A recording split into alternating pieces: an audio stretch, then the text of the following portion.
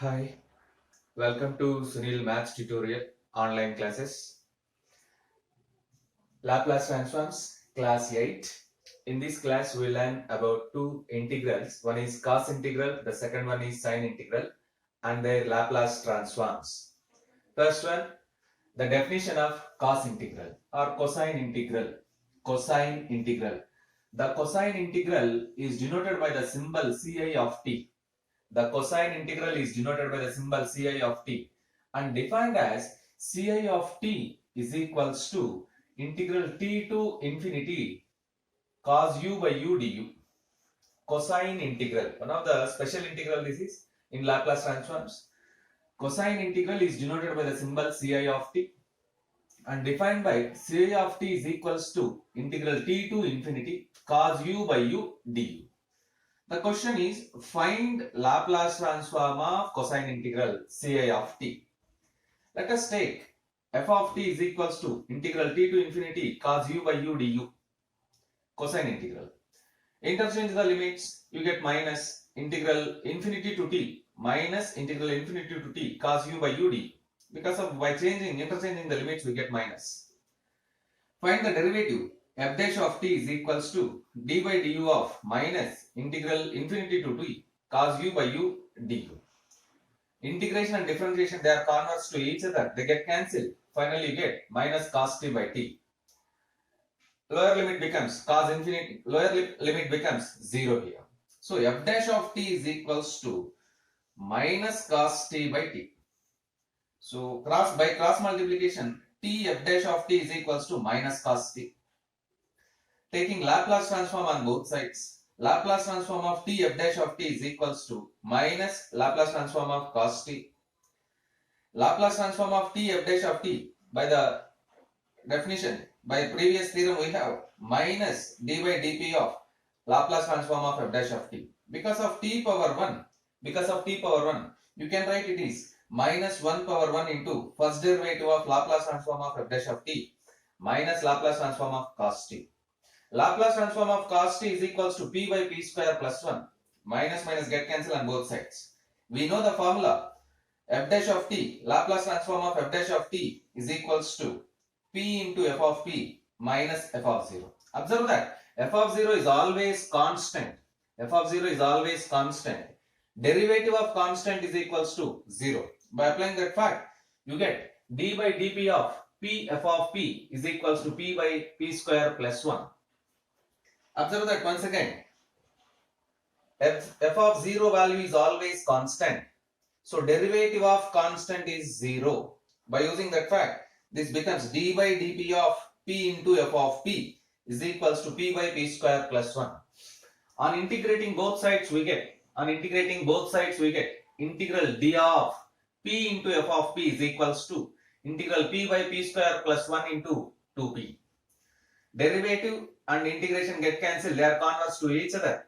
In the RHS we have, you observe that this is very clearly in the form of 1 by 2 into 2p. Integral f dash of x by f of x. It means log of f of x. Therefore half into log of p square plus 1 plus c. Let it be equation number 1. Now taking limit p tends to 0 on both sides.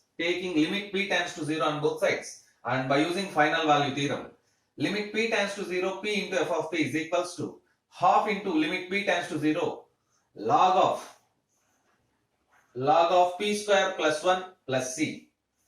Limit p tends to 0, LHS becomes 0, 0 into anything 0, half into limit p tends to 0 log of p square plus 1, 0 plus 1 log 1. Limit p tends to 0 log of p square plus 1 is equals to limit p tends to 0 means you get log of 0 plus 1, you get log 1 which is equals to 0. So half into 0 plus c. So finally the value of c is 0. Substitute c is equals to 0 in equation 1. You get, if value of c is equals to 0, p into f of p is equals to half into log of p square plus 1. So send p into RHS, f of p is equals to 1 by 2p into log of p square plus 1. What is mean by f of p? Laplace transform of f of t. F of p is always equivalent to Laplace transform of the function f of t. What is f of t? Cos integral. Integral t to infinity cos u by u du. Therefore, Laplace transform of ci of t is equals to 1 by 2p into log of p square plus 1. This is known as cosine integral and its Laplace transform of cosine integral. So right, next we learn about sine integral. The sine integral, next we learn about sine integral. Sine integral is denoted by si of t. Sine integral. Sine integral. Sine integral is denoted by the symbol si of t. Sine integral is denoted by the symbol si of t and defined as integral 0 to t. Integral 0 to t sine u by u du. Sine u by u du. The sine integral is denoted by the symbol si of t and defined by the integral 0 to t sine u by u du. Already we learned about that cos integral. The cos integral is denoted by the symbol ci of t and defined as integral t to infinity cos u by u du. Observe the difference and remember, it is very simple and easy. Sine integral is denoted by si of t. Cos integral is denoted by ci of t. Observe that in both the cases, whenever in case of sine integral, integrand is sine u by u. In case of cos integral, integrand is cos u by u. The limits are different. In case of sine integral, limits are 0 to t. In case of cosine integral, limits are t to infinity. Yes. Now the question is, find the Laplace transform of si of t. Find Laplace transform of si of t. It means find the Laplace transform of the function or integral si of t. Solution. Let us take f of t, si of t is equals to, we know that by definition of si of t is equals to integral 0 to t sine u by u du. Laplace transform of si of t is equals to Laplace transform of integral 0 to t sine u by u du, which is equals to Laplace transform of integral 0 to t 1 by u sine u. Sin x has series expansion. Sin x has series expansion. Sin x is equals to x minus x cube by 3 factorial plus x power 5 by 5 factorial minus x power 7 by 7 factorial plus and so on. By using that sin x series expansion, sin u can be written as u minus u cube by 3 factorial plus u power 5 by 5 factorial minus u power 7 by 7 factorial plus and so on into du. Multiply with 1 by u. Laplace transform of integral 0 to t 1 by u 1 minus u square by 3 factorial plus u power 4 by 5 factorial minus u power 6 by 7 factorial plus and so on into du. Now integrate each and every term. We get, which is equals to Laplace transform of integral du u integral u square u cube by 3. Already we have 3 factorial. Integral u power 4 u power 5 by 5 factorial. U power 5 by 5.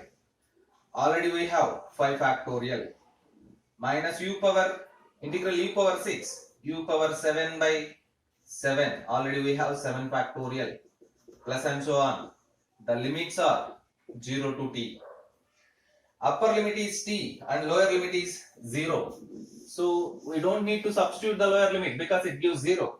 By substituting upper limit, we have Laplace transform of t minus t cube by 3 into 3 factorial plus t power 5 by 5 into 5 factorial minus t power 7 by 7 into 7 factorial plus and so on. By using linear property of Laplace transform, split the terms. Laplace transform of t minus 1 by 3 into 3 factorial into Laplace transform of t cube plus 1 by 5 into 5 factorial into Laplace transform of t power 5 minus 1 by 7 into 7 factorial into Laplace transform of t power 7 plus and so on. We know that Laplace transform of t is 1 by p square minus 1 by 3 into 3 factorial Laplace transform of t cube 3 factorial by p power 4 plus 1 by 5 into 5 factorial Laplace transform of t power 5 5 factorial by p power 6 minus 1 by 7 into 7 factorial 7 factorial by p power not 7 factorial 7 factorial by p power 8 plus and so on. By making 1 by p common, 1 by p into 1 by p minus 1 by 3p cube plus 1 by 5p power 5 minus 1 by 7p power 7 plus and so on. This is nothing but 1 by p into tan inverse of 1 by p. Tan inverse of 1 by p. Therefore, Laplace transform of SI of t is equals to 1 by p into tan inverse of 1 by p. Both sine integral and cos integral are very important in view of your examination. Thank you.